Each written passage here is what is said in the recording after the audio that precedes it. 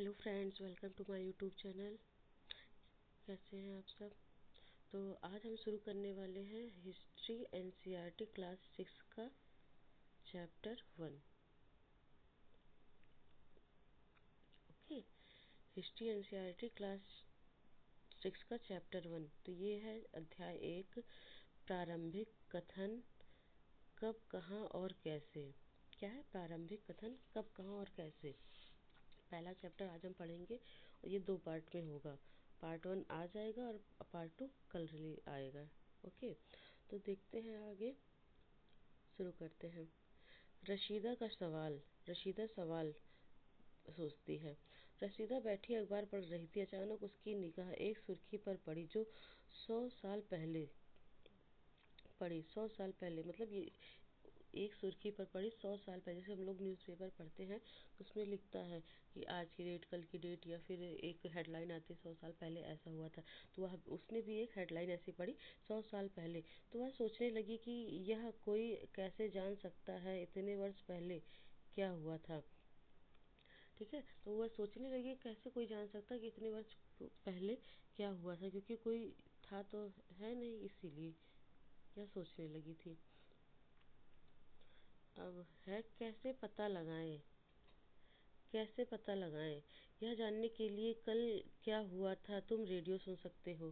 ठीक है, मतलब अब पुरानी न्यूज़ के लिए या नई न्यूज़ के लिए हम लोग न्यूज़पेपर वगैरह इस और क्या कहते हैं पढ़ सकते हैं, और न्यूज़ चैनल देख सकते हैं, टेलीविज़न देख सकते हैं, या फिर अखबार पढ़ सकते हो।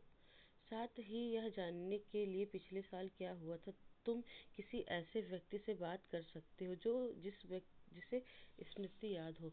अगर हमें पता, जैसे हमें हमारी फैमिली के बारे में कुछ जानना है, मान लेते हैं एग्जाम्पल बताते हैं कि हमें हमारी फैमिली के बारे में जानना है, तो हम अपनी फैमिली के बारे में कैसे जानेंगे?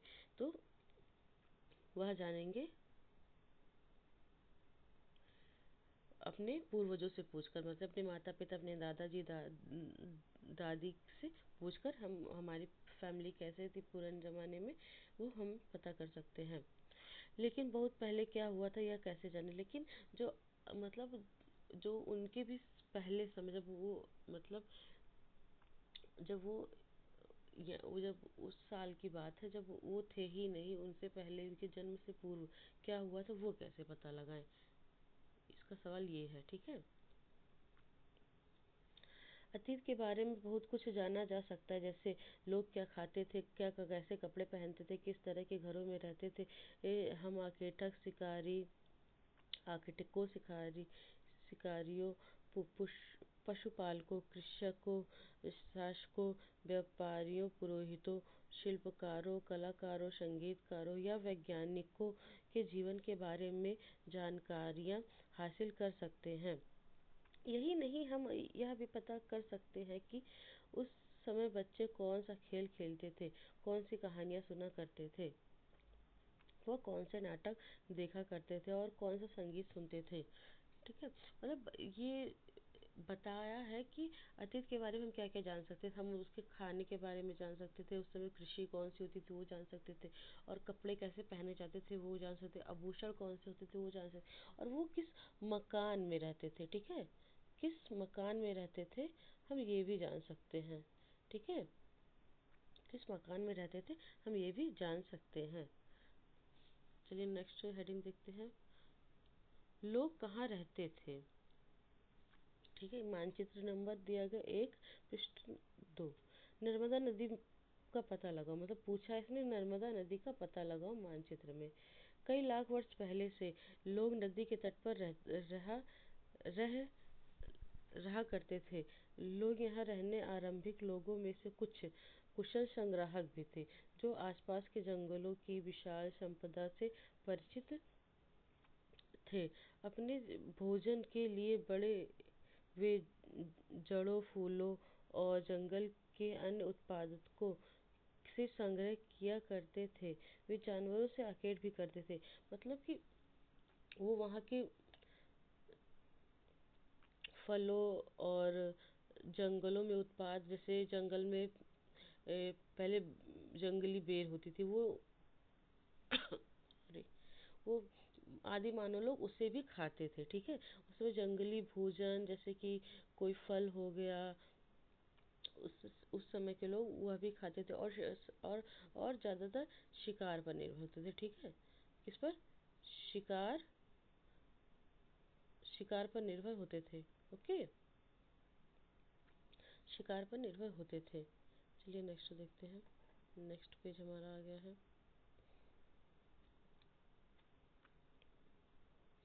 अब तुम उस पश्चिम की सुलेमान और किथर पहाड़ियों का पता लगाओ। पहले नर्मदी का पता उसने बोला था, और किथर पहाड़ियों का पता बोला था। चलिए देख लेते हैं नर्मदा नदी कहाँ है और किथर पहाड़ियाँ कहाँ हैं। ये है नर्मदा नदी, तो ये है, देखिए दोस्तों, नर्मदा नदी ये रही, ठीक है। और किधर पहाड़ियाँ कहाँ है? किधर पहाड़ी, ये गौरा पहाड़ी हो गई, ब्रह्मपुत्र पहाड़ी हो गई, पश्चिमी पहाड़ी हो गई, और ये है किरथर पहाड़ी। ओके, किरथर पहाड़ी मिल गई। नर्मदा नदी यहाँ पर है और किरथर पहाड़ी यहाँ पर है। नर्मदा नदी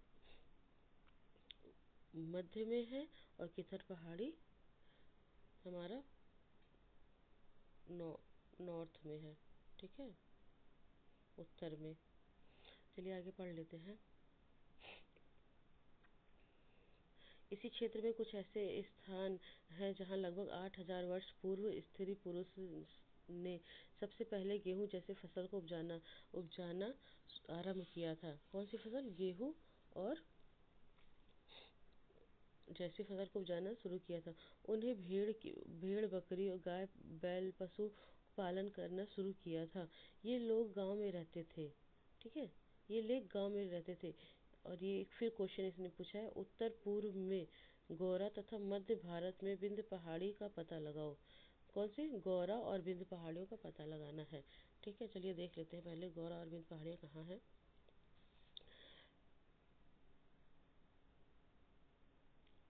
देखिए गौरा पहाड़ियाँ तो यहाँ है, ये हमारा पश्चिम में है गौरा पहाड़ियाँ, ठीक है। और विंध्य पहाड़ियाँ कहाँ है देखते हैं। और विंध्य पहाड़ियाँ हमारी नर्मदा के पास है, ठीक है। विंध्य पहाड़ी नर्मदा के पास है और गौरा पहाड़ी ब्रह्मपुत्र नदी के पास है। अब आगे देखते हैं।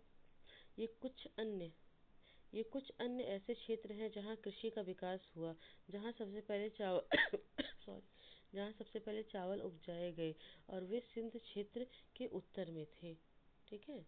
कहाँ थे? सिंध क्षेत्र के उत्तर में। चलिए नेक्स्ट पेज पर आते हैं।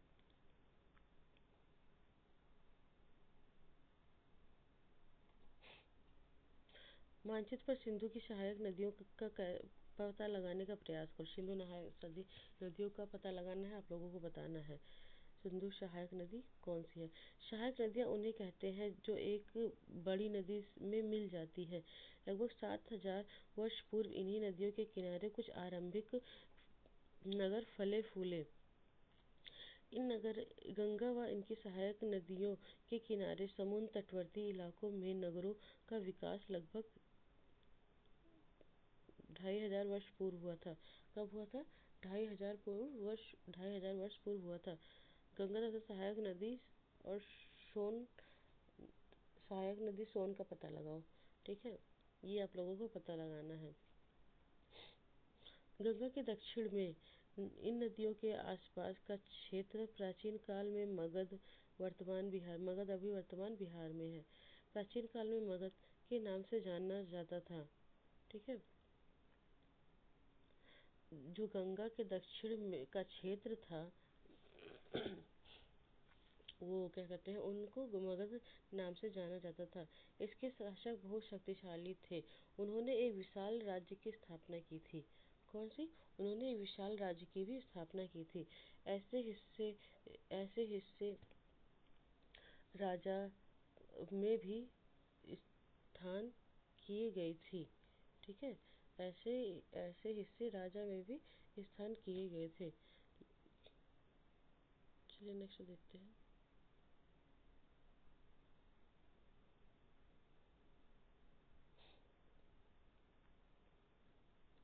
लोग सदैव उपमहाद्वीपों में एक हिस्से से दूसरे हिस्से तक यात्रा की थी। लोगों ने सदैव उपमहाद्वीप के एक छोर से, ठीक है, एक छोर से लेकर दूसरे छोर तक यात्रा की थी। कहीं कभी कभी हिमालय जैसे पर्वत, पहाड़ियों, रेगिस्तान, नदियों तथा समुद्रों के कारण यात्रा जोखिम भरी होती थी। फिर यहाँ से उनके लिए यात्रा असंभव नहीं थी। ओके। अतः कभी लोग काम की तलाश में तो कभी प्राकृतिक आपदाओं के कारण एक स्थान से दूसरे स्थान जाया करते थे। मतलब लोगों का कोई जो निवास था वो हमेशा के लिए नहीं था, ठीक है। उन कभी तो वो खाने की तलाश में बाहर चले, मतलब दूसरे स्थान पर चले जाते थे। कभी प्राकृतिक आपदा जैसे भूख, बाढ़ आ जाना बहुत ज़्यादा, और सूखा पड़ जाना, अगर उस क्षेत्र में सूखा पड़ गया तभी वो उस क्षेत्र छोड़कर दूसरे क्षेत्र में बस जाते थे। कभी कभी सेनाएं दूसरे क्षेत्रों पर विजय हासिल करने के लिए जाती थी, ठीक है। जो वहाँ की सेनाएं थी वो दूसरे क्षेत्र में विजय हासिल करने के लिए जाती थी। इसके अतिरिक्त कभी भी कफीले तो कभी भी जहाज़ों के साथ मूल्यवान वस्तुएं लेकर एक स्थान से दूसरे स्थान तक जाते रहते थे। व्यापारी कफीले जो होते थे, मतलब कि व्यापारों का पूरा समूह, वो समूह जहाज़ों में अपने मूल्यवान, जैसे बेचने की कोई मूल्य वस्तु को लेकर एक स्थान से दूसरे स्थान तक जाते थे, ठीक है। धार्मिक गुरु लोगों को शिक्षा और सलाह देते हुए गांव को दूसरे गांव से तथा कस्बे से दूसरे कस्बे जाया करते थे। गांव से दूसरे गांव और कस्बे से दूसरे कस्बे। कुछ लोग नए रोचक स्थानों को खजाने की चाह में उत्स उत्सुक उत्सुकतावश भी यात्रा कर लेते थे, ठीक है। मतलब कि कुछ लोग ऐसे भी थे जो कुछ स्थानों को खोजने के लिए की जो उत्साह होती थी उनके अंदर, उसके कारण भी वो यात्रा करते थे। इन सभी यात्राओं के लोगों को एक दूसरे के लिए क्या लिखा है,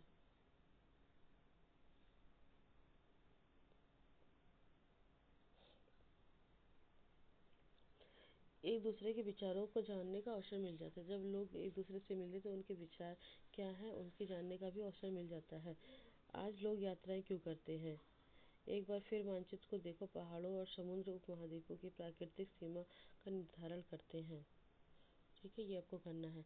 हालांकि लोगों उन सीमा को पार करना आसान नहीं था। जिन्होंने ऐसा चाहा वो कर सके, पर्वत पहाड़ियों की ऊंचाई को छू सके, गहरे समुद्रों को पार कर सके। उपमहाद्वीपों के बाहर से लोगों को यहाँ आए और यहाँ बस गए। लोगों के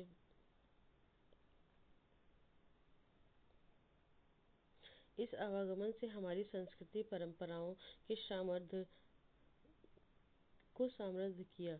कई कई सौ वर्ष से लोग पत्थर को तराशने, संगीत रचने, यहाँ तक भोजन बनाने की नए तरीकों के बारे में एक दूसरे के विचारों को अपनाते थे, ठीक है। तो आज हम लोगों ने देखिए, इससे ये पता चलता है कि जब एक व्यक्ति दूसरे व्यक्ति से मिलेगा तो उनकी संस्कृति के बारे में जानेगा कि उनकी संस्कृति कैसी है, वहाँ के पहनाव, वहाँ की रहन सहन, बोलचाल, भाषा, तो इन सबको जानेगा। तो इससे विचार जब मिल गए तो उससे ज्ञान भी प्राप्त हो सकता है और समाज को बढ़ाने में अधिक सहायता मिलती है।